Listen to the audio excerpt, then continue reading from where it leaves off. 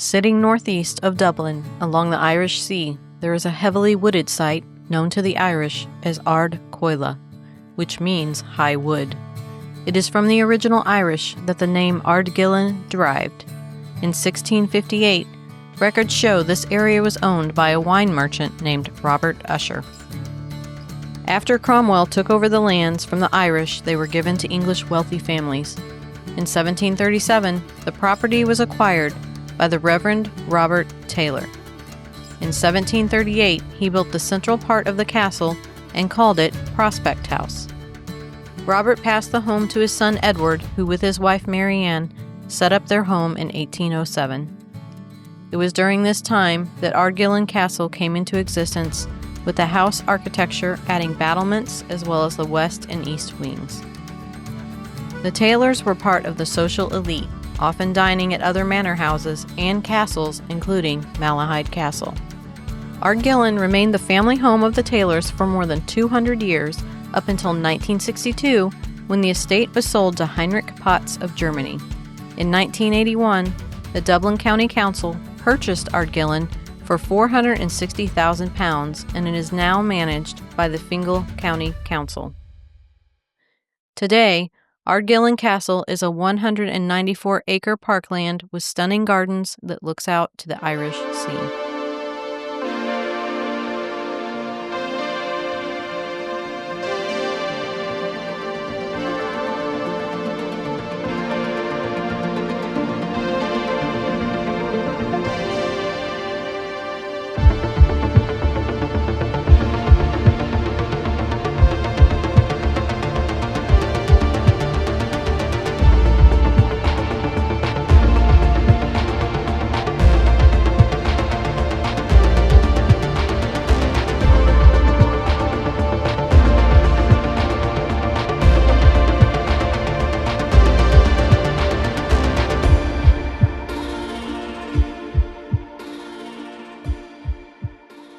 Well, hey everybody, welcome back. Hey everyone. I'm Logan. And I'm Nicole. And this is Generation X Paranormal. Guys, we've been gone for a while. It feels like it. I mean, I feel like we haven't recorded something. Well, honestly, we probably haven't recorded something in well over 30 days, I think. Yeah. It's so for weird. Sure. So this is about as fresh as it gets. It's like back to day one. But guys, it's a brand new year. Yes, it is. 2026 is here. 2025 is in the rear. Hey, you like that? Little poet there. I apologize to everyone listening. That's all right. I have to hear this all the time. But guys, you guys have been asking for it, and it's here. We are at the very start of covering the Ireland trip that we did with Chris Fleming and Secret Ireland Tours. Yes. Amazing. Yeah. I've been waiting to talk about it since we got home, but we had some other things to get out first. So we just figured we'll start it with the new year and finish it into the spring. So every episode that comes out will be something about Ireland. We may have a few interviews thrown in between, but other than that, it will be straight Ireland. That's right. Yeah. Straight Ireland. Well, guys, this couldn't have been possible without some very, very important people. Yes. And you want to talk about those important people? So first off, we want to thank May Hernan, who owns Secret Ireland Tours. And if you listen to us for a while, you know her. She's been on a couple times. We helped her advertise for Chris's last tour. That's right. That Dave Schrader ended up taking over. So she's been with us now for a while, and it was so great to be able to actually spend time with her, and we learned from her, and we'll talk about that more as we go through the episodes, because it was wonderful to be there with an actual Irish lady. Yes. And she was able to tell us things about her country, and that was so special to us. So thank you, May, for everything you did for all of us. And then we also need to thank Chris Fleming. Yes, sir. He was responsible for putting together this tour for us. All the locations were fantastic. He was amazing on this trip, which you'll see clips of that. I mean, I got tons every of them. place he was able to share stories with us and teach us, and I learned so much from him. I know we both did. Sure did. On this trip, and he's just an amazing, amazing man. they both made the trip so wonderful for us. Yeah, and you couldn't have asked for two. Like, I mean, they got along really well, and that's the whole thing about this trip is everybody got along so well, and it was really kind of a magical time. It was. We Yeah. all had so much fun, and it was like a little family by the time we left, and we Yeah. really only spent about 2 weeks, but it just felt like we were there forever, and none of us wanted it to end. And I know, talking with other members of the group, we all felt that way. Like, That's right. half of us cried when we left. Like, I know I was one of them. Yeah. And I mean, we've got those connections still, with these people that we met over there. It was just a magical time. There's no way to really No. explain it. And we also need to thank our wonderful, wonderful Irish driver, Ronan. Yes. Ronan was amazing. 'Cause Man. we were on a bus, and those little roads are small, and I don't even know how he got us through some of the I don't things that he either. did. I mean, It was a little frightening if at you need to times. get from one part of Ireland to the other, Mhm. that's the man you want behind the wheel, because Yes. he got, not only to get us there safely and fun and everything was great, but man, this guy's driving is just second to none. It's pretty crazy the places he could get us into. Yeah, I mean, and he became a part of our group. Yeah, Like, he really did. stayed the same places we stayed. He ate Mhm. with us, shared stories. I mean, and he's from the area where the Callahan family came from. Mhm. So I was able to talk to him about that, Yeah. during breakfast one morning. So it was just, the whole trip was amazing, and you're going to hear all about it, but I'll try not to go overboard. But Yeah, this episode we'll I'll dial it back a little down. bit, because Dial it down. there's just so much we can talk about Yeah. right now, guys. Yeah. But we're gonna kick it off with a really, really cool place. And that's Ardgillan Castle. Boy, Yeah. I can't say that Yeah. twice. Just fantastic. And this whole trip was really kind of cultivated from a show. Yes. Really, for the most part. Chris and a few other folks that we know of that you've even heard on this show, they were on a show called, well, depending on which side of the pond you're on, Mm-hmm. if you were in Ireland, it was called Spooked Ireland, Mhm. and if you're in the U.S., it was called Haunted Ireland. Same show, just different names. But yeah, there were several episodes, and what we're going to cover really is what happened in episode 7. Yes. This is episode 7 is Ardgillan Castle. I'm going to get it right at some point. But You will. yeah, talk about just the way to hit it. That's literally our first stop. It was the first place we went. Yeah. As far as like one of the locations Right. on the trip, and it's right outside of Dublin. We were still staying in Dublin at the time, Mm-hmm. so we're all kind of getting to know each other at this point. And you'll see this, which I wanted to pull out. Chris made us these little passes. Yep. So if you're on the video part, flip it around too. You'll see some of us wearing these, as we're walking around in the videos and stuff. But it was really cool because I love the leprechaun on the front, and it's such a great thing to keep. Yeah. To It's a cool experience keepsake. it. Yeah, I love it, and it's got the little leprechaun and the banshee on the back, and it was very thoughtful of him. So thank you, Chris. Yeah. And if you're I'm so listening, glad that we still have them. oh, absolutely. Yeah. And if you're listening, what we're going to start doing is adding some of the photos on our socials, so you kind of get an idea of what we were talking about. Mm-hmm. But if not, obviously you can just go back and watch the video too. Yes, do that. Yeah. So let's get into Let's it. get into it. So you heard a little bit of the history in the very beginning, what we know just as history, Mm-hmm. part of who owned it. And if you don't know who Cromwell was, Mm-hmm. the Irish are not very fond of him. Nope, they're not. He basically came over to Ireland and took everything. Yeah. Killed a lot of people. So that's who Cromwell was. And so these lands were taken and they were distributed among the English wealthy families, basically royals or whatever it may be. So with the Taylor family, obviously people are probably like, that's not a very Irish name. Yeah. Because it's not. A lot of these castles that we'll be going to throughout the series were built by the English. Yeah. Not the Irish. Not every single one, but the majority. So keep that in mind when you're seeing like furnishings and stuff. They don't look necessarily like you would expect them to, but they're, from England. Yeah. So keep that in mind. But what we're going to talk about first are the ghostly claims. Right. Okay, these are what people have said that they hear or see at Ardgillan. So knocks. Lots of knocks. Yeah. Doors opening on their own, dark moving shadows, full body apparitions. They hear a baby crying. Yeah. The staff refused to go to the downstairs kitchen because a lot of stuff goes on there. Sure does. The kitchen utensils move on their own. And those are just a few. We'll get into more a little bit later, but that's the main claims from Ardgillan. Right. And talking about Ardgillan, you park and you walk in, and we'll show some of this video as we're speaking right now. You kind of walk in down this long path through these trees, which is just gorgeous. It's beautiful. And then it opens up to where the castle is, and you can see the Irish Sea on your right. And it was just gorgeous day, sunny outside, which you don't always expect. Yeah, it's pretty rare. At least, coming from America to Ireland, all you hear is like, oh, it just rains all the time, which it does. Mm-hmm. But we had a lot of good weather. So it was sunny outside, and it was just beautiful that day. And the weather was, probably about in the 50s, 60s 50, at this 60, point. something like that. It was comfortable. Yeah, so it wasn't bad. So we'll show you a little bit of that. We didn't take a whole lot at that point, but I do want to show this picture because to me it was, I don't know, it was just heartwarming. I was taking pictures of the ocean and the grass and this and all that, and I looked to my left, and Chris is standing there looking out onto the water. Mm-hmm. And we all know, or the majority of us knew, he's been fighting cancer for like a year or so before this, point, yeah. and none of us knew if he was going to be able to go back. He knew that he didn't know if he was going to feel well enough to go back.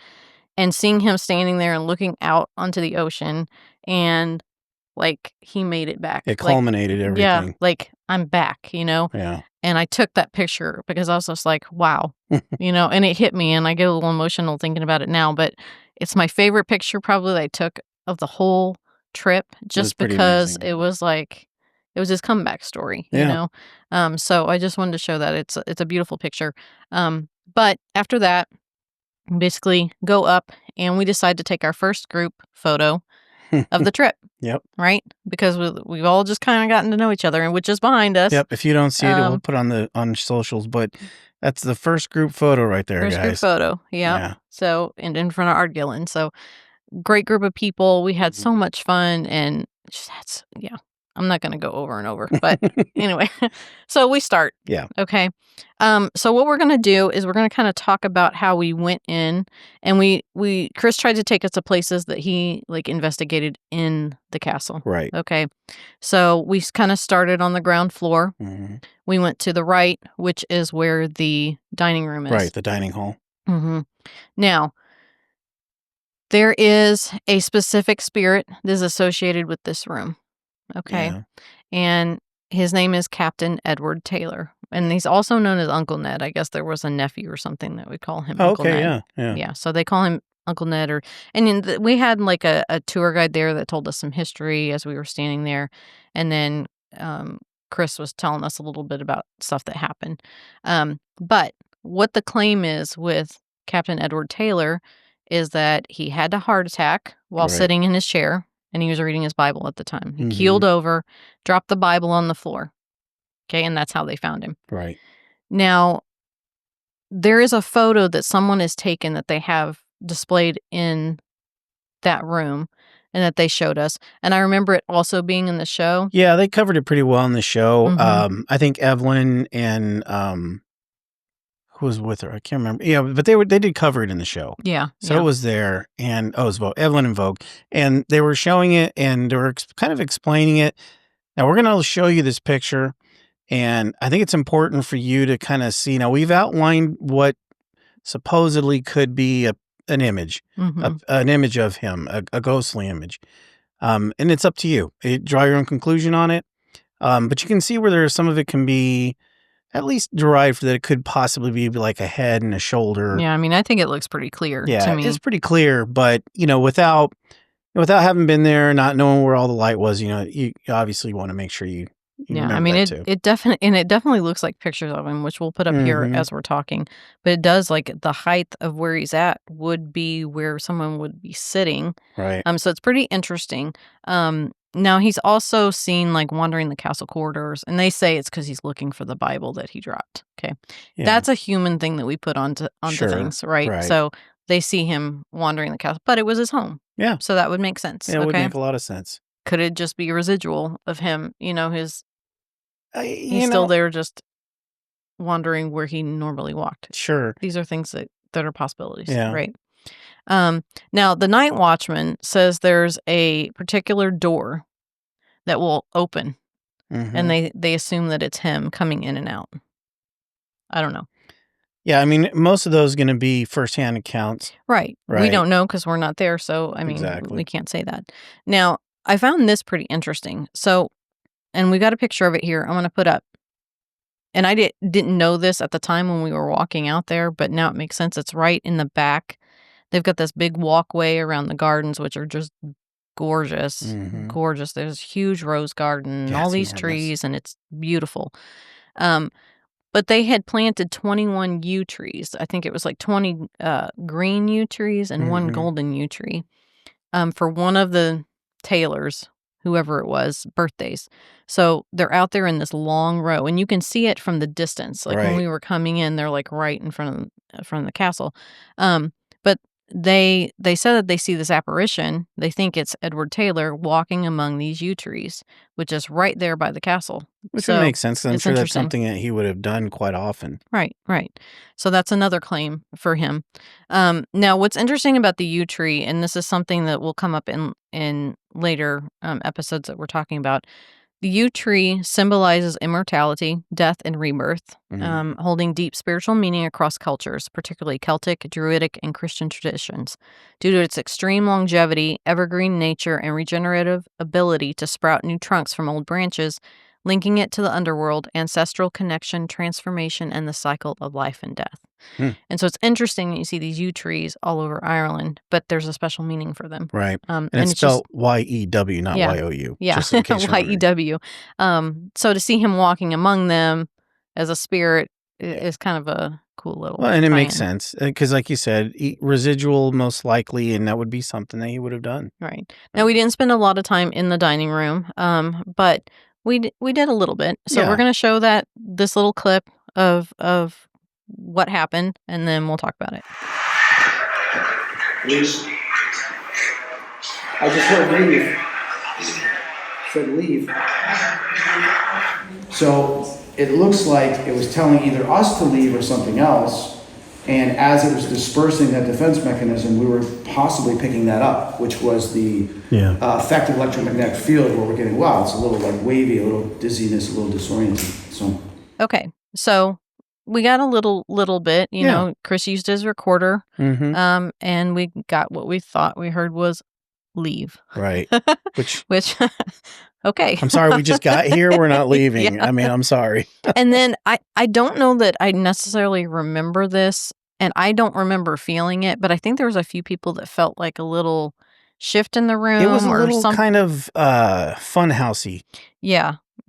Which I'm just used to knowing like the feeling of when something's there, but I didn't feel like somebody felt it like immensely. Right. So that's what they're talking about in this little clip.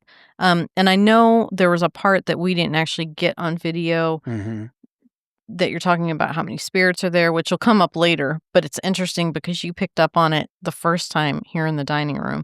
But then later in a later clip, they actually answer us. So we'll save that for then. Yeah. Okay. So that's the dining room. So we decide and another thing, the wood around the dining room is beautiful. Like there's all these carvings, but very ornate.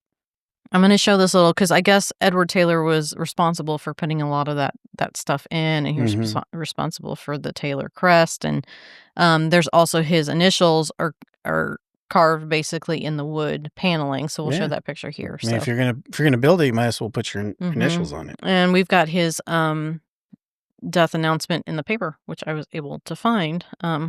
Shockingly, but I did find it. So it's right there. It's pretty amazing how you can find stuff from that far ago, even in another country. Yeah, you're good. I mean, you're good, you. Yeah. So anyway, so we go up. We decide to go to the stairs. Now we cannot go all the way up to the second floor. They've got it blocked off, which kind of sucked. But we went up to the stairs as far as we could go. Now the only thing is, we got this group of us on the stairs, and then there's people on the floor above us, right, the second floor, talking. So we're trying to do some EVP work and stuff, and it's just there's so much contamination. However, I mean, Chris is good at what he does. He can always pick stuff out. So, and you can hear it. So we're gonna play this little stairs session, and then we'll talk about it. Sounds good.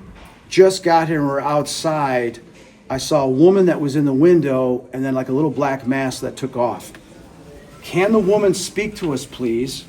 Please note there is talking upstairs. That's contamination.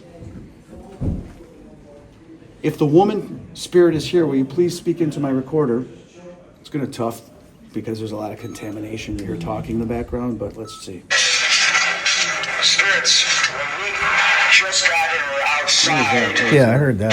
Spirits, when we just got here, Chris, we're outside. it was breathy. Spirits, when we just got here, we're outside. Maybe. I saw a woman that was in the window and then like a little black mask that took off. Can the woman speak to us, please?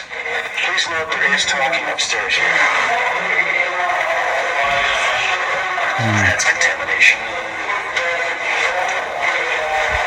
If the woman spirit is here, will you please speak into my recorder? It's me. Listen, I think that's what's said. Listen. It's me. Oh yeah. Yes. That's wild. Yes, thank you. Let me play. Thank you for doing that. I appreciate it. So that's confirmation. Thank you for showing yourself. And thank you for speaking. Can you tell me how many other spirits are here with you in this place? And what is your name? Can you tell us your name? What are you known as? Thank you for doing that. I appreciate it. So that's confirmation. Thank you for showing yourself. Thank you for speaking. Can you tell me? Yeah, there was something there for sure. That's confirmation. Thank you for showing yourself. Thank you for speaking. Can you tell me how many other spirits are here with you in this place? And what is your name? Can you tell us your name? What are you known as?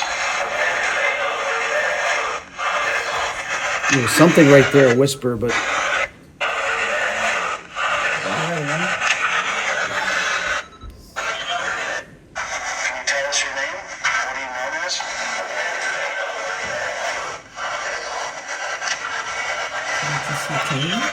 It's like a voice.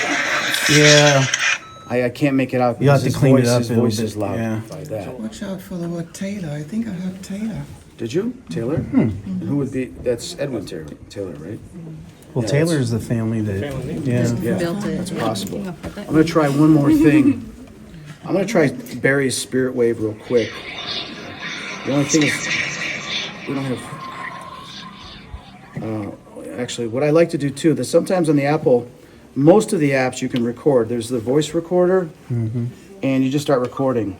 We're at Ardgillan. We're on the second floor or third floor. I can't remember. Today is September 8th, and it is 10:36 a.m. And I leave that on, and it will record the session. Spirits, what is the woman's name that just spoke to us?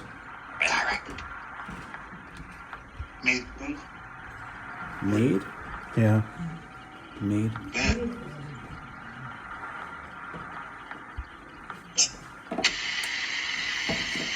I wasn't able to decipher, but how many ghosts and spirits are here in Ardgillan? How many remain? 18? 18. That's what I heard. That's what I heard. 18. Yeah, confirmation. Good job. 18. The dead, yes. All right, we're going to go downstairs in the basement. Follow? Okay, thank you. Okay, so when we first get there, Chris had outside, he had said he saw a woman and like a black mass from outside. So he brings that up, like he's trying to talk to the woman that he saw on the second floor. Right. And she basically answers. That's pretty amazing. It's me. Yeah. Which I thought was really cool. Yeah, and it's what's funny is even with all the contamination, you know what I mean? Mhm. It's like you knew right then and there. I'm like, okay, that was because we hadn't heard that before, No. and it was a direct answer to something Chris had asked. Mhm. So even with contamination, guys, you can get stuff. Yeah. It's just you're gonna have to be really diligent at what you're doing. But yeah, I mean, for just answering him straight out like that, that was fantastic. Mhm. And, we're asking about who it is, like, what's the name? And it's really hard to hear. And, I think Yeah. it's Pam that brings it up. She thought she heard Taylor. And when I listen back, I don't know if it's just because she's said that now that I can hear it, but it almost sounds like Taylor. I don't know, though. Yeah, that's where you got to be careful with kinda audio iffy. pareidolia because now Yes. when somebody says something, you're always like, okay, well, that's what I'm hearing. Right, So it's right. like, So I don't know if that's what it yeah. is with me because she brought it up, but and then he turns on the spirit wave, which is an application on the phone, Mhm. okay, to try to get, and it's interesting because it almost sounds like a May or maiden or something like that. I can't really make it out for the name, but it's definitely a female, which is interesting. And I couldn't find anything to go along with that name for Yeah. the Taylors. That doesn't mean there wasn't. But, Right. And then it asks if I will ask how many spirits are here, and that's where you can talk about the number that you had gotten in the dining room. So when I hear these things, I don't know that I hear them audibly. Sometimes I hear them and I think I have. I don't know. Guys, again, I'm still trying to figure out what the heck it is that I've got, but I very clearly heard 18. Mm-hmm. I had heard it in the dining area, and I just felt it the whole way through. But I got my answer. Mm-hmm. And they said 18. Yeah. It's pretty interesting. And it's just wild because it like I said, I don't know if you actually audibly hear it. Probably not, because then everybody else would have heard it too. Right. But I didn't hear it. yeah, but just something that I caught. And I remember, I don't know if it was in this clip or not, but I remember locking eyes with Chris, and we both knew that was the right answer. Yeah. Yeah. So it was an interesting batter up. The first time I'd really kind of let myself try to do this a little bit more, kind of open myself up to this process a little bit. And yeah, I just kind of leaned into it, and I heard it. And, my gosh, if you're going to have anybody there to kind of help back you up, Chris is going to be the best one you can have. Yeah, no kidding. Amongst, some others. But yeah, just getting that validation was pretty incredible. Mm-hmm. And there was only a couple more things. I said the dead, and there's something else which we're going to say for later because I think it's important for later. But basically, we're done on the stairs. We're going to go downstairs, like into the basement area. So we start to make our way, and he's like basically saying, "This is where we're going." And they're like, "Follow!" Like they're going to follow us. Wild. Yeah, which is really, really cool. And if you guys have never, I mean, you're going to see it in this whole episode. He is just amazing to watch. He's got such a great connection with spirit. Mm-hmm. I have never seen He's got anyone amazing before. process, I mean, they always respond to him. They always talk to him. It's amazing to just be on the outside and watching this go on. It was a really special thing for us. Absolutely. Yeah. So, okay, we decide to go, we start to head towards the basement. Now, there is another claim. Okay, there's a claim that there's a servant, like a maid, that died during childbirth, and her child died as well. Okay. Yeah. And what I can only assume is, like, I think the last time they were there, May was there, and she made a connection with this woman. That's what I'm guessing too. So we go into this little side room, which has got like a little bed in it, and May's attempting to make contact with the woman because she said she would. Now, they say that they can hear the woman, I think sometimes, in the baby crying. And especially this room is kind of behind, like there's a secret door that goes from the dining room, like in that area, and they can hear it from the dining room, down the hallways and stuff, this baby crying. Now, I think on the show they actually, they absolutely hear it. Chris captured. Well, I think it was Ryan, and might have been Ryan and Vogue in that one too, but you clearly hear. No, you're right. Chris did catch it. Chris caught the baby crying. I was about to argue with you. That's okay. You're going to argue with me later anyway. Yeah. So, and it's clear on what he caught it on. So it was pretty interesting. But yeah, they hear that in the castle anyway. But so we go into that room, and we're going to show you this little clip of May trying to make contact. I come from Sligo. I was here last October, and you called out my name with somebody else that was visiting you. I did tell you that I'd come back and I'd help.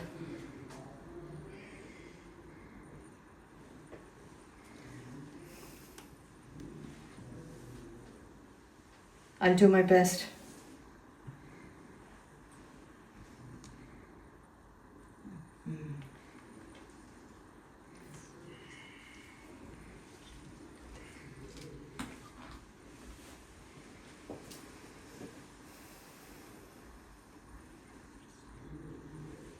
Do you still need help?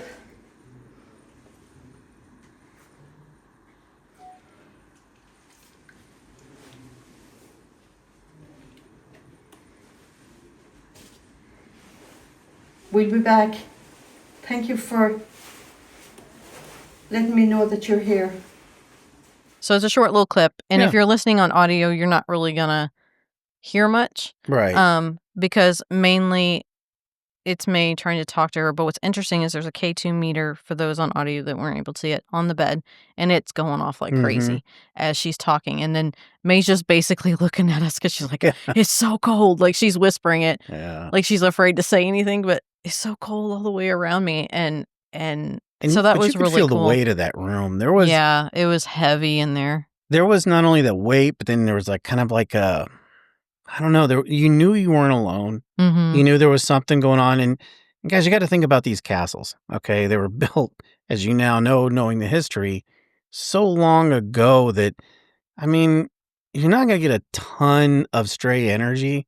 I mean, yeah, you're going to have some of it, in some of the wiring, but it's not like houses now. These are all brick and stone, and so the chances of you getting some stray, EMF from things through the wall, that's pretty low. Mm-hmm. So having that K2 go off, I mean, on the bed. Yeah, on the bed. Of all things. Yeah. It kind of lent more credence to me that something had to have been there causing that. What it was, don't know, but it was definitely a weight to that room. Yeah, and it's such a sad story, too. Mm-hmm. Such a sad story.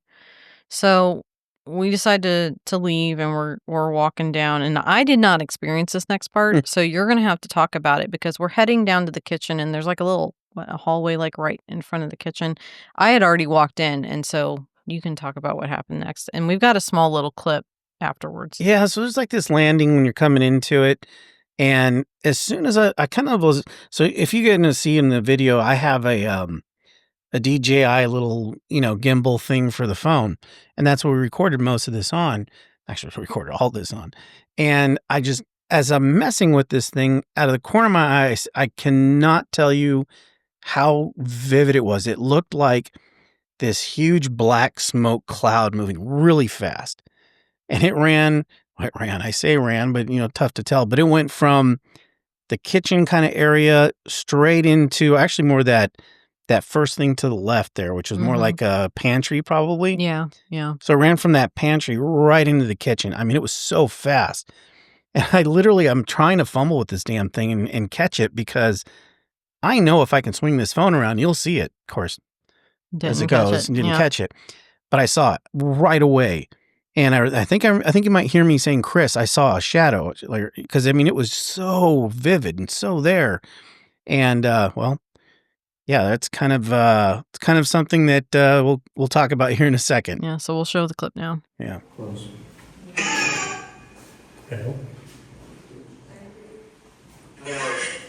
Morph. So yeah, you morphed. And it was Physical fast. form to a black mass. Where did you go? So yeah, I guess at the time Chris had one of its apps open. I'm not sure which one it was, or Vox or something. And it just said on there morphed, which is interesting because you were talking about shadow. And then we just recently went back and watched the Ardgillan episode because I'm like, I need to refresh my mind on like what some of the rooms look like and stuff because it's been a while since September since we were there. Mm-hmm. And it's crazy because Chris sees a shadow in the same exact spot that you two were at. I'm like, whoa, that's crazy. I wish I would have known that then. I know. We've seen this show. But you forget Yeah, but you forget things. If I'd have known, I'd been like, Chris, I saw the shadow you saw in episode 7. Because Well, and it's So it's there. interesting, and I wonder if it's the same thing as that we were all like there was like 20 some of us, right? 25, 26, I can't remember Yeah. exactly. On this tour. So we're all walking into this kitchen area. So is it running out to get away from us? And I think you, Chris, and Alex were the last ones to come in. Mm-hmm. So it's like getting out. Yep, I'm out. Fast to I'm come done. out if it went that fast. That's what makes me think that maybe happened. Probably. I mean, I do feel like this was this moved with intention. Yeah. So I don't think this was something that runs its normal cycle like a residual, Right. because this thing booked it. It was moving. I know. And in the next clip we'll show you'll hear it right at the beginning. We'll leave it on as you hear Logan coming like, "You missed it. I saw a shadow." Well, it was pretty cool. Yeah, I mean, you know, day one, I'm in Ireland, I already got a shadow. I know. That the whole series is called Shadows of Ireland. No. Oh, so we all go into the kitchen, and this was a pretty interesting experience. The kitchen, by the way, is really, really cool It looking. is There's pretty all this cool. stuff like hanging in wood, this big long wood table.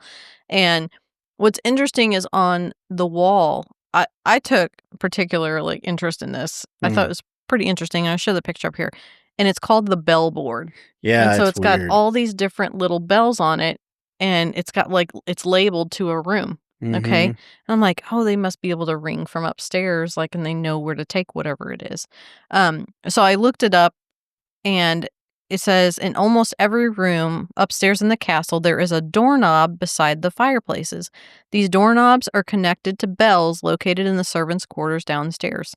The purpose was to allow residents of the house to summon a servant without having to leave the room or call. It's pretty cool. Yeah. I mean, just think about it. You're up there, you got a doorknob, clink, clink, clink, clink. Yeah. I mean, I thought it was just really interesting. It was interesting because you're You think And about how they did things back then. Right. Like, how did they always like summon? I know they would ring bells in the rooms, but if they're all the way on another level, how would they have heard them? So that and honestly, that made in a the lot States, of sense. it's not really something we're going to see too much of because our No. buildings really just aren't that well. There's some that are that old. Well, maybe not Yeah. as old as some of these, But these are like wealthy families, right? Right. Extremely well to do. Yeah. And right underneath it, they also had like a little menu, which I'm going to put up. A lot of the stuff I had no idea what it was. No. It's like probably older type or English type food that I wouldn't be aware of, but it was just interesting. So I took a picture of it. So it's on It's here. pretty cool, You can though. look on the video. Yeah, yummy. Mm-hmm. So we're going to show this little kitchen session, which was very, very interesting because something happens when we first come in. I think Chris has the Vox thing on, and then we're trying to make connection to the spirits that are in this room, and so lots of different things happen. And May tries to speak Irish, and when I say Irish, I'm talking about the Irish Gaelic. Okay, Right, they just right. call it Irish because that's what it is. We of course have to place another name on it, but it's the Irish Gaelic. And so there's some interesting things that happen, and we're gonna let you listen to that, and then we're gonna talk about them.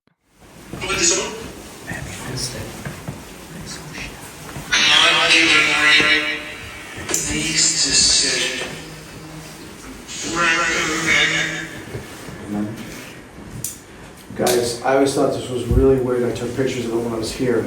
Look at the devil heads on the chairs. Oh wow! Oh, it's a goat? Is it a goat head? No. No, it's a devil head. Fawn? What's up here? I know that. What's up there? Yeah, that's cool. I'm gonna shut this off for a second. I had, when we were here the last time, there wasn't too much activity, and I said. Oh, we got a bunch Yeah. already. I said to David, I said, I wonder if I spoke in Irish. Would that make a difference? And I did feel that there was a young little girl. Guys, it is a goat. And it told you it was a goat. Yeah, it's got the ram things. Holy cow. I said, it's the devil. It says, no, goat. The ram. Yeah. So it just corrected. That's really cool. I always thought, I never really looked at the detail. I put my hands on here, and it is, because we were filming, it is a ram. So that's a goat, like, wow. That's wild. Just got corrected. See, that's what I love, is you always keep an open mind, and that's why I don't like to be told when I go to places. Now, when I did Spooked, they would tell me a lot of places we're going to because it wasn't about me doing a walkthrough and telling you what I'm getting, right? It wasn't like when we did Help, I wanted to do something different. So sometimes I knew ahead of time where I was going, which is fine. And then sometimes I didn't know too much about it because I didn't have time to discuss where I was going. We just show up there. But you always listen to them, and I'm like, I will never take whatever previous history, myths, or lore as concrete, because that can just be someone's perception or misinterpretation. I like to ask questions and listen and get corrected, because that's more affirmative of spirit communication than anything else. When they're correcting you, right? They're trying to tell you what really happened or what it really is, like we just had here, which is really cool. When I was here before, I did have spoken Irish, and things kind of hit off. Spirordi, is mis Mara, as Schlivach.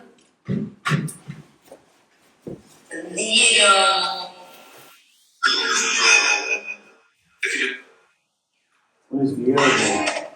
Will in Porston show? Will in Porston show? They're not speaking English, that's for sure. No. Aber Arashurish Mars the Hele. Which in show?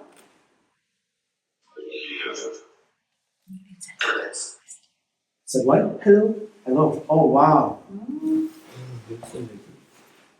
Will Colin Bjog and show?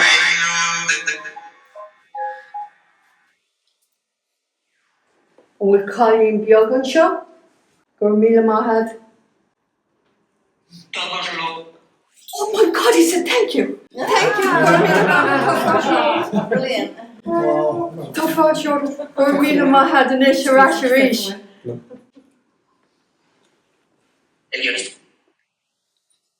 What does it say? You got to translate for us. Yeah, this is again. Again, thank you. That's amazing. Well, it all goes to saying, whenever you go to a location, ask questions in context. Yeah, I could You guys feel feel it. it? Yeah, it's been behind me for a while It actually. got, the temperature dropped over here, which means, because of your communication you just had. You speak French? Yes. Oui. Can you ask some questions in French? See if we get to. Respond in French. Okay. Combien de gens sont ici avec nous? J'ai compris 22. Combien de gens sont avec nous? Combien d'esprits sont avec nous? Est-ce qu'il y a des esprits qui voudraient communiquer en français avec nous? Don't know? Don't know.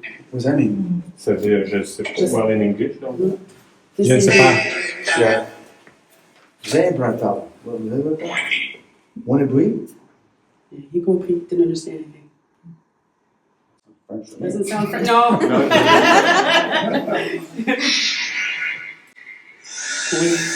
Oui. Oui. Oui. Pouvez-vous continuer à communiquer avec nous, s'il te plaît? What's working with it? Yes. Yes. Okay. Where's that coming from? Were you the shadow I saw earlier?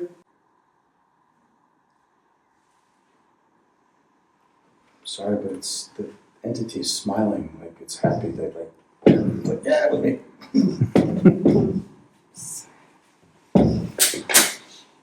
It's just racing through here. Moves very Il fast. fait froid ici. Can you guys knock twice and create a sound twice? No, that's not the sink, that's a table. What's up? That's what it sounds like. I don't know if that's what it said. What's up? You were saying G earlier. Yeah, I know. I was saying, what's up, G? Where's G? There you are. How many people have worked in this kitchen? Can you tell me? Say a, you said a prison, but it's a resident? A resident? There was nothing else you could do but do this. Is that what you're trying to say? It was a form of prison? Okay, so we first get in, and of course you hear the little whisper, I saw a shadow. I did. He did. But what I find interesting, and we didn't hear it but when I went back and listened to it, Chris is standing right in front of that big wooden long table with the bench. Mm-hmm. And you hear it's either you're pleased to sit or please sit, something like that. I heard comes please through. just sit, but Please whatever. just sit. Yeah. But he's standing right in front of that Mhm. bench, and they're basically telling him, "Yeah, have a seat." have a seat." I thought that was really funny. And then they're talking about this chair, which I took a picture of. I'm gonna put the picture up now. And they're discussing whether they're devil heads on the end of like the arms. Okay, Right. and it clearly says to him "goat" once, and then they keep discussing it. Right? No, it's a devil, you know. And they're like, "Goat." Yeah. Like, no, it's a goat. It's like, hear me. I said go. Yeah, and the way they're saying, and he's like, "Oh, that's funny. It's funny. Like you guys are ridiculous." Yeah. Basically, Yeah. I thought that was pretty funny. But yeah, everything's ornate, ornately carved. But it's a goat with like the ram horns, basically. Yeah, you're not getting this stuff from Wayfair. No, you're not. No, you're not. There is a period in here which we left in the video because this is part of what I loved about being there is Chris would always just like have this advice for us, like Mhm. especially for us being investigators. It was great to spend time with someone who's been doing this for so long. Right. We can always learn from other people, and to hear his advice on a daily, every day he had something to recommend. It's like his nuggets. Yeah. Chris's nuggets. So it was I left that in there because it's good advice for anybody that investigates. Absolutely. And it was interesting to be able to hear May speak in Irish and have them respond. Yeah, it's pretty amazing. Because that's true. I mean, I've always thought about, going to other countries and investigating. They say that maybe they can understand everything, but how do we know that? We don't know that. And if you speak in the natural language, obviously you're going to probably get more response. Right. Than you would. I remember that with normally. like, I think Ghost Hunters International or something like that. They were in like Romania. Yeah. And they were talking to him, and I'm like, okay, maybe some Romanians did know some English, but what if they don't? yeah, I'm like, how do you? Anyway, yeah. So that's an interesting. That's always interested me. And now the Taylors were English, so speaking upstairs made sense. But if we're in where all the servants and the workers would have been primarily Irish people. Right. So for her speaking and then she got a hello back, I thought was so cool, and a thank you. And she was so excited. You could see it on her face. She was so excited. It was really neat. When May's excited, Yeah, I love her. She's the best. She just has that Irishness about her, the happy-go-lucky, like what we always expected. That's and right. It's so true. And it was so fun. And then we kept getting this language. We didn't know what it was. So, Yasmin and Robin, our friends from Canada, speak French. And so they were going to try to speak French. Now, I don't know that they understood anything. So maybe it wasn't French or it was an old form of some other language. Who knows? We didn't know what they were saying. So I don't know what it was. But we got an organ music, like an organ. Yeah, that was pretty wild. And this has happened several times now. Ever since we've been to Ireland, we've gotten guitar music. We've gotten piano music. Come across these things. It's so strange. Yeah, and there's really nothing because there's nothing that's going to preempt that. Like it's any of the devices that we use is not going to hold like, a C note from a piano or something. Right. So for it just to show up, it's pretty wild. The thing that I thought was funny, and I don't know for sure this is what it's saying. Chris thinks it says one thing, but I think it says something else. So it's up to you to determine what you think it says. But we do this a lot in investigations where if we can't get communication on a device or whatever, you go old school, right? Yeah. I'm going to knock on something, copy my knock, Yeah. just to prove to us that you're here, right? So he knocks on the table. Make this knock, right? He says he thinks it says that's the sink. And he's like, no, that's the table, right?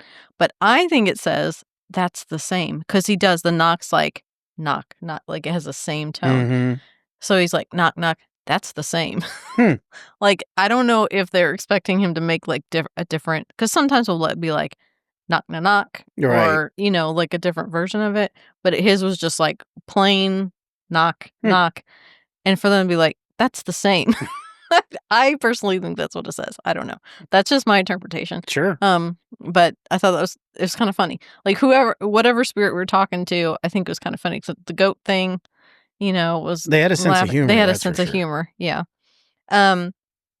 So we're also trying to talk to the people that are there. Okay, we get a people. Here's the thing that I'm not sure of. They respond, and there's two different interpretations of what it could have been. Someone thought they heard imprisoned, right? Right. Which, here's the thing. When I looked up things about the Taylors, they were really well liked in the community. Mm-hmm. However, comma, That's they what were I always also, say.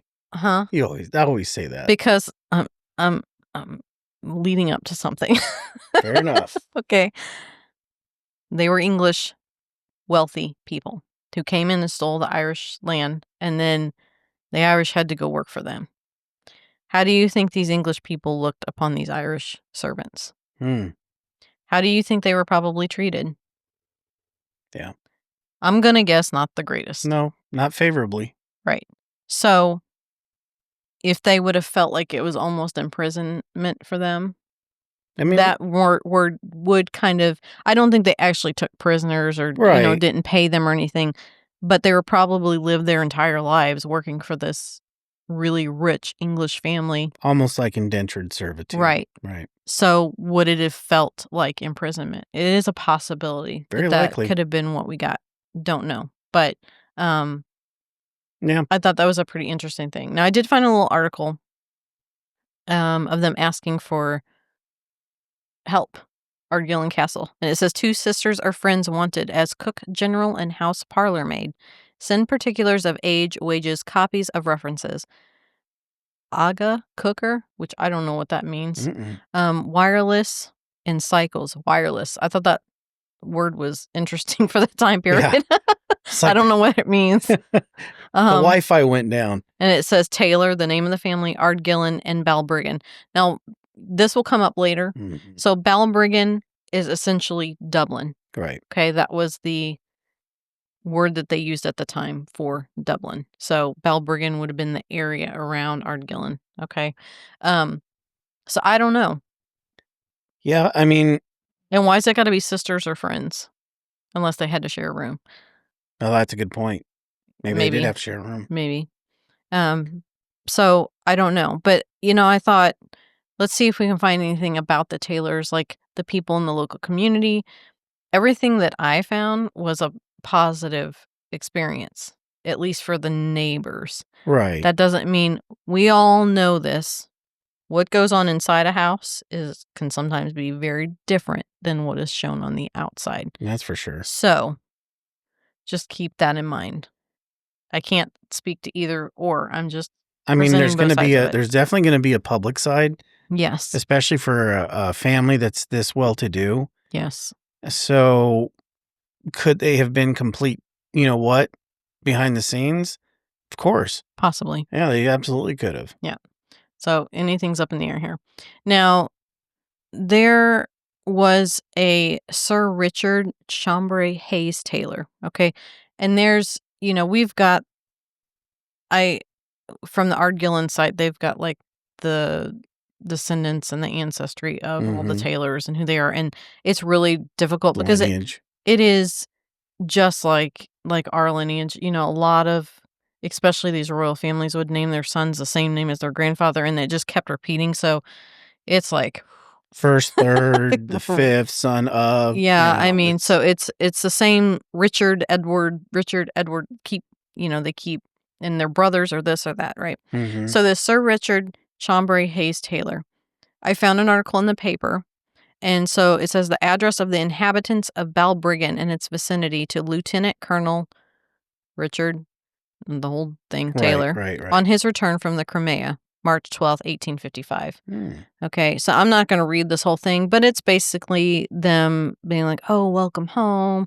It's so pleasure that you're home, and they were so happy for your family that you're here and all this, and then it's got all their names. So you've got all the people in the surrounding area Wow. that have signed their name to it. So And it's a lot. It's a who's who of who's showing up to this thing. Now, looking at these last names, some are Irish. Some definitely look very English, though. Yes.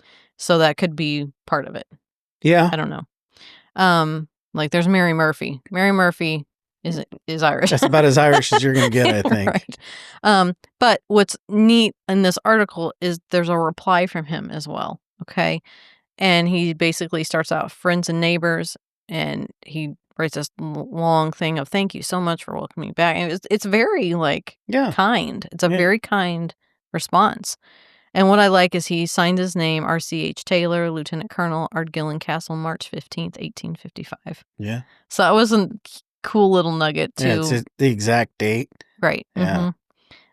So it's up here. You guys can read through it if you want. Go to the video and pause and read it. I love this part of it because it's the historical significance, the tie. Right. The tie to the and place. It's also kind of nice because it provided that if this is one of the spirits in the home, we're always really big proponents of knowing the history before you go. Not necessarily that you get the advantage of it, but if you do, I think it just makes an investigation better. Yeah. Because you feel like you can actually connect with them. And then in a way, I think they kind of feel like maybe if you took the time to figure out who they were and try to talk to them, honestly, I think it's helped us out a lot in what we've done. And we have his picture here. We'll put up. That's the only thing I could find of him. Okay. Now we do have another, which this was provided at Ardgillan as well. And his elder brother was Thomas Edward Taylor. Okay. And we have a picture of him here. There's really not any significance. He didn't even die at the home. Neither one of these two did. But he's significant because his son is the one that actually died in the dining room. And they call him Uncle Ned. So this Thomas Edward Taylor would be the one. His son is the one that died, that passed away, and the one they see. Right. Okay, so if you can keep all that clear. Because this is Thomas Edward Taylor, and his is Edward Taylor as well. See what I'm talking about? Yeah. So his son is the one that actually passed away there. Okay. Right. Now, I found this article, and it is not talked about. It is not said anywhere, like in the history of Ardgillan, even on our tour. Nothing's said about this. And I was like, this needs to be brought up because it is significant to the property. So there was a Basil Richard Taylor, okay? And he would be Edward who passed away in the dining room. This would be his grandson. Mm-hmm. So this Basil Richard Taylor is Edward's grandson. And he died in September of 1956. Okay, so this is not that long ago. No, it's really not. Okay. So I've got it's the article in the paper from 1956, and it's titled Balbriggan, which is Dublin, right? Yeah. So Basil Richard Taylor, the 21-year-old son of Mr. and Mrs. Richard Taylor, Ardgillan Castle, Balbriggan, was found dead early on Sunday morning in a wood near his home. Trees, right? The discovery was made by the boy's father. There were extensive wounds on the head and face, and a double-barreled shotgun was found near the young man's body. It is believed that the deceased was on his way to a popular pigeon shooting spot when the gun went off accidentally, causing the fatal wounds. The tragedy has aroused feelings of the most profound regret in the district, where the Taylor family for generations has been held in the highest esteem.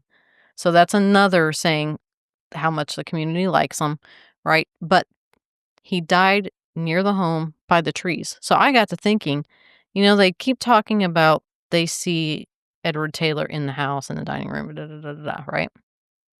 But then they also see him walking near the yew trees. What if it's not Edward Taylor? What if it's Basil Taylor walking near the trees? Because he was found dead. Now, I don't know if he was found dead right there. But he wasn't too far from the house. He was on the property. Right. So could he be the one they're seeing? And I also find it really, and guys, just somebody who knows how to operate a weapon. I was in the military. A double-barrel shotgun, I don't know. It is strange. It raises it gets my sixth sense going. Because even back then, this not that long ago. So there were still some safeties in there. It's not like you're getting a big weapon from like the 1800s that has no safety. You're using a flintlock to set it off. There is some incumbent safety to it. So to have it go off and kill him, look, I'm not saying it didn't happen, but what's to say something foul didn't happen to the guy and who knows? And that could be part of what's wandering around out there. And it says a verdict of accidental death was returned. I mean, I guess if you accidentally dropped it, it could. I mean, could it? Yes, of course. Okay, and it was all on the head. That's it's a shotgun, right? So shotgun is the pieces disperse, right? So if he's got things all over his head, that would make sense for the shotgun. I won't get into the graphicness of it. Well, I know. I'm just saying that. But there's a very good chance at that short of an angle or distance, there wasn't it would have been left there. Yeah, so okay.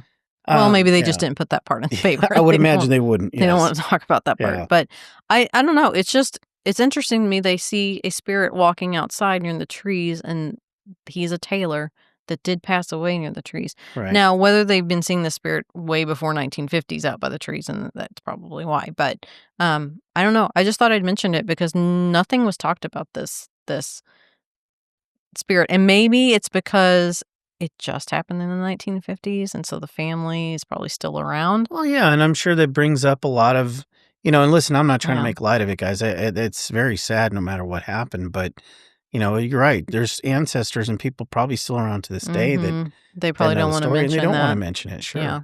And we just did, so I'm sorry. So, yeah. But you have to speak about these things when you're doing history accounts of what could be haunting a property. Mm-hmm. Every death, and it doesn't necessarily have to be the people that died there, but he was a tailor. Yeah. He did pass away there, so we got to mention it, right? Yep, absolutely. Now, there is a man, and we got this name from the show, actually. Mm-hmm. But, this is told everywhere in Ireland and Ardgillan. Jim Carpenter, who works security there at Ardgillan, the grounds and everything. He does, yeah. So this is one of the biggest ones. The biggest claims. Okay? I think it is. Yes. I think it is. Because it's told everywhere. It's like lore, right? Mm-hmm. So he saw a woman on a section near the beach known as the Lady Stairs. So it's like this kind of like bridge looking thing. Yeah, it's a walkway bridge. Yeah, and it takes stairs down to the beach. And okay, so a long, long time ago, I think 1800s basically, they built a private stairway for the family at Ardgillan to be able to go down to access the private beach for when the railway came in. Right. So they could also pick up the train from that area. Okay, now that stuff's not really there anymore. No, yeah. And they've redone that whole Lady Stairs. But that's where he saw her. He was closing the gate and she was standing there on the bridge. And many, many people see her there. They see her on the beach. They see her on the stairs. Some say that they see her on the grounds of the castle during the day and night. So it's not just at night, like the spooky, woman in the white dress at night. She's seen all the time. Right. So I was like, that's kind of interesting. So I go looking, right? Of course you do. Well, because a lot of these, especially the woman in white stories, you hear them everywhere. Yeah, it's They're kind of a everywhere. trope. Yes. Yeah. And it's all usually a made up lore type story. And so I'm like, I want to see if there's any facts behind this. Is there an actual person that passed away? So the first thing I find is this article from 1917. And I'm going to read it to you. Okay. It says, passing the lovely cove, the expansive beach, and the glorious outlook at I'm going to try to say this, and I am sorry, May, if I butcher this. Barnagira. Okay, so that's the name of the beach. Okay, Barnagira. The road runs parallel with the sea with clover fields between. It skirts on the left the beautiful estate of Ardgillan, the seat of the Taylor family, of the lineage of the aristocratic Headforts. The GN Railway passes through this is, I think, is like an area. I don't know what this word actually means, but it's seen all over the place. But it's Demesne. Okay. Through the Demesne at this point. A railway bridge crosses the public road and a path leads down to the bathing place, which was the scene of a tragedy or two. A lady visitor to Ardgillan was drowned here, and the place is locally known as the Lady Stairs. There is also a story that an elector going to record his vote turned aside for a dip and lost his life. So that's 2. Yep. So the first one I kind of went into was this guy, right? So I did find a website talking about a legend that's told around there about, this man's wife went looking for him when he didn't return home. And so they say she would go down to the bridge and look for him every day and night, week after week, staring out to sea, hoping he would return. And so the lady grew really weak and weary, and she eventually died. But her anger and obsession did not, okay? They say the legend concludes with a warning that people should avoid the bridge at night, as the Lady of the Stairs will grab you and throw you over the bridge to your death. And I'm like, geez. Yeah. So she's just going to get rid of anybody that's on Right. her bridge. I'm like, that's pretty crazy. Now, we didn't hear that one while we were there. No, we didn't. But that's one I found later because, I mean, the story about a guy passing away and then his wife is the one people see. So that's one thing. Okay. But the main one that's told, which I was so excited to find this. Okay. It's really long and I don't know that I want to read this entire thing. Just but I highlights kind of do. Okay. Okay. Because it lends to the credence of this. Okay. Yeah. So this is an article from November of 1853. 1853. It's a long time ago. And the title is Melancholy Occurrence, Death of Lady Langford.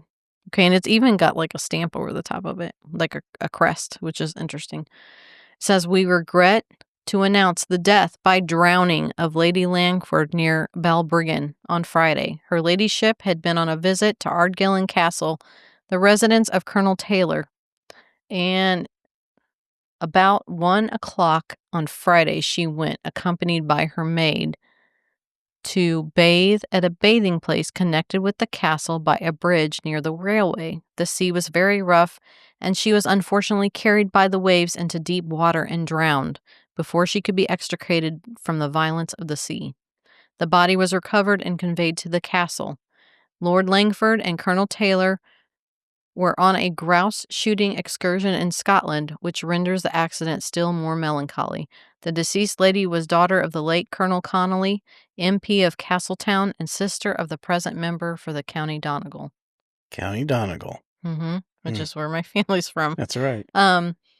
So they're right there. Yeah.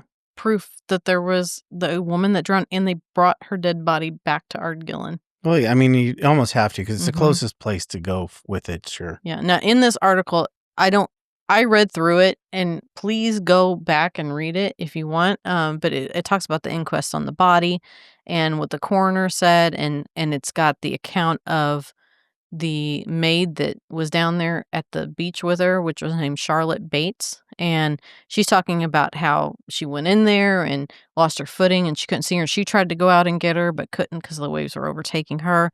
And it basically talks about how almost every day she would go down.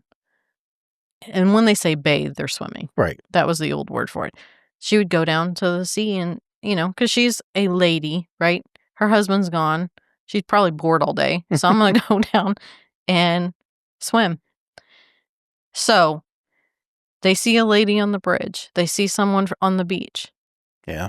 If she went down there every single day, I mean, that's could it just be a residual of her coming back and forth to the castle? I don't know. Not if she's throwing you over a bridge, she's not. No, that was the other one. And I think that one sounds more made up to me. Yeah. Because you got to always make the angry lady kill people, right? Yeah. It's always the lore. But this one is interesting. It is interesting. It's really interesting. And I'm so glad that I found this. But it talks about everything they went through. But I was like, okay, I'm going to find more information out about this lady. So she was an Irish woman that married a wealthy English lord, basically. Okay. So her name, I did find their marriage certificate information. So I screenshotted it. It's here. Connolly, Louisa Augusta, and his name is very long, Willington Rowley, in 1846. Lord Baron Langford. Okay. That's what he was. So she was a baroness. Baroness. Yeah, so she was to do. Yeah. But when I found out more information about this, it's already sad enough, but this is even more devastating. So Lady Louisa Augusta Connolly Langford, I know it's a very long name, Baroness of Langford, died at age 32 years old. So she drowned when she was 32. She had 4 young children, the oldest being 6 and the youngest being just under a year old. Yeah. So she left behind these 4 children. And then her husband died a year later. So that's a really sad story. Yeah. You know, and so if they're seeing this woman in a white dress going back and forth from the beach on the castle grounds, maybe she's trying to find her way home. Maybe it's residual. Who knows? But Trying to find her family. this is one of the main claims at the castle. Yeah. Yeah. And it's definitely the one that I recall hearing about. But yes, it is definitely the one that I think most people probably can recognize. Yeah. Yeah. Now, here's another thing. So we're in Ireland, right? And you know, we're going to get into it, aren't we? We're going to get into it. I kind of wanted to experience it, but I also didn't want to experience it. I did not want to experience it. But there is a main claim here at Ardgillan, and it was focused on the show. Chris really focused on it on the show a lot. We didn't really get into it while we were there. We weren't there for very long. No, maybe an hour or so. No, it was longer than that. Yeah, we were there longer, but not enough to get into that. But this same Jim Carpenter that saw the woman on the bridge also experienced this, okay? So since he's security, he walks the grounds. Well, he ran into a woman there on the grounds, castle grounds, and he said the woman had really long hair who asked him for his comb, okay? Which he gave to her. And then both the woman and the comb disappeared. He never saw him again. Mm-hmm. And he believes, so it's the Banshee. The Banshee. Yeah. The Banshee has talked about the people in Ireland are scared to death of the Banshee. Well, after watching that and seeing May's expression, I was scared too, a little. We were in the dining room and I remember Chris was like, can we hear the Banshee or something? And she's like, no. I mean, she was not like, having that. No, we're not doing that. But this is talked about. I mean, a lot in Ireland, but especially she's seen around Ardgillan. And this, security guard has seen the woman on the bridge, and he's seen what he believes to be this Banshee. And something that was pretty interesting is that at the time this happened, his grandmother was on her deathbed. They were all expecting her to die within the next couple of days, right? And he believes giving this Banshee the comb allowed his grandmother, she lived for like 5 more years after that. So I don't know. Who's and to say? He's seen both. So you would think you'd be like, oh, that's the same entity I'm seeing. He's thinking it's one's one and one's the other. Because that was the thing, is like, is it just the Banshee they're seeing, or is it just the woman they're seeing, or are they seeing both? Who knows? I don't know. We didn't see any either. So, and it's interesting because Chris even says in the show is like, it's like she tested you and you passed. Mm-hmm. Yeah. Now, the Banshee, if no one knows, it's a supernatural female spirit with long hair, usually seen in a white or gray dress. She can be seen as a young, beautiful woman or an old hag with red eyes. Okay. She is a solitary messenger from the other side who is bound to the family through blood ties. The belief in most Celtic communities is that if you hear the Banshee wail, either you or someone in your family will soon die. She has been heard many times across Ireland and specifically at Ardgillan. Traditionally, she was tied to ancient Irish families such as the O'Neills, O'Briens, O'Connors, O'Grady's, and Kavanaghs, other names and stuff. Sure. And so that's what they're saying is, the Taylor family was English, so would they have heard her coming? We don't know. Tough to say. Or was it for the Irish people that lived there, like the maid that died on the property? And we know there's been a lot more that have. Well, we sure. just aren't aware of them. Right. Did Basil hear her when he was outside with his gun, and maybe that's why he dropped it? Maybe that's what happened. Yeah. So it is interesting. It is super interesting. I think that I think we're talking about 2 totally different things. I think we are too. Honestly, I think that I think Lady Louisa's spirit is seen, whether that is a residual haunting of her going about her business, going swimming and coming back to the castle on a daily, or is it intelligent? Is it missing her family? Is it trying to find her way back to the castle? I don't know. Yeah. It could be either, I think, at this point. But I think it's interesting that so many people have seen her. And then you got the Banshee, which is a completely different thing. And then Chris did in the show, if you guys watch the show, he did a completely separate investigation as far as it's concerned to the banshee. Mm-hmm. Yeah. And there was nothing more than that being concentrated on, and nothing about the lady of the stairs or anything like that. Yeah. That's why I think we're dealing with two completely different things. I think it's possible, but those are the spirits that we know of at Ardgillan that are talked about, and we saved a little clip we said for later because it's not anything major. But when we were on the stairs, Chris was like, I'm gonna reach out to her again. Yeah. Ask the spirits, is the banshee here? And we get an answer. So we're gonna play that here. Is the banshee around?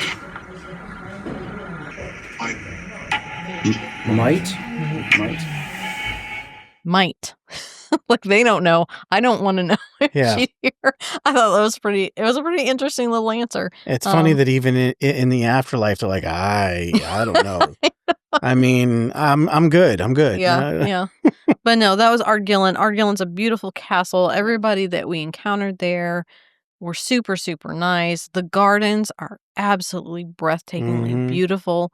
I mean, the greenhouses and stuff. So if you ever get a chance to go, you're in Ireland or you're traveling to Ireland, try to go see it. It sits along the sea there. It's in Dublin, so it's not going to be that far away. Yeah, it's not too far away. Beautiful, beautiful. Loved our very first day. Yep. It was it was wonderful. Even being jet lagged, it was amazing. Yeah, we were all still pretty tired. You can see us all kind of dragging around a little bit.